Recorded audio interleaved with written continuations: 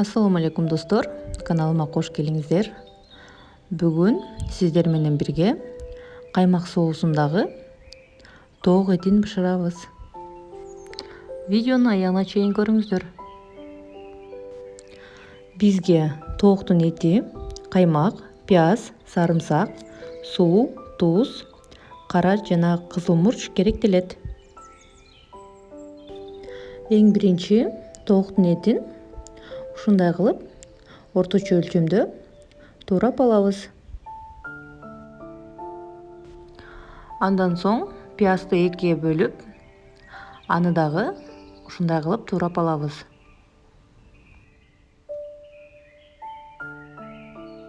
Андан соң каймактан соусту дайындап алабыз. Ал үчүн биз каймактын үстүнө сарымсакты теркадан өткөрүп кошобуз. Жакшылап аралаштырып алабыз.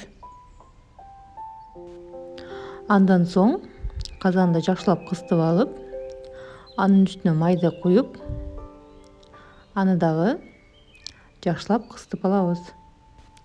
Анан тооктун этин салып, жакшылап кооруп алабыз.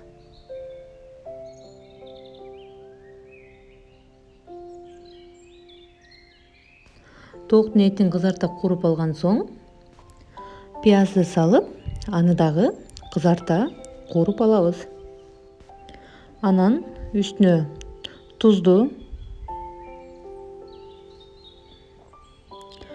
кара мурчту, кызыл мурчту кошуп аралаштырабыз. Андан соң каймактан жасалган соусту куюп, сууну куюп, аралаштырып, кайнатып алабыз. Кайнап чыккан соң тузун көрүп, аралаштырып, 15 минутага газды азайтып коюп коебуз. 15 минутадан соң биздин тамагыбыз даяр болду. Өтө тез жана даамдуу тамак жасагыңыз келсе, сөзсүз түрдө кеңеш берем, жасап көрүңүздөр. Жана каналыма жазылып, лайк басып, комментарий жазууну унутпаңыздар. Тамагыңыздар таттуу болсун. Көрүшкөнчө достор.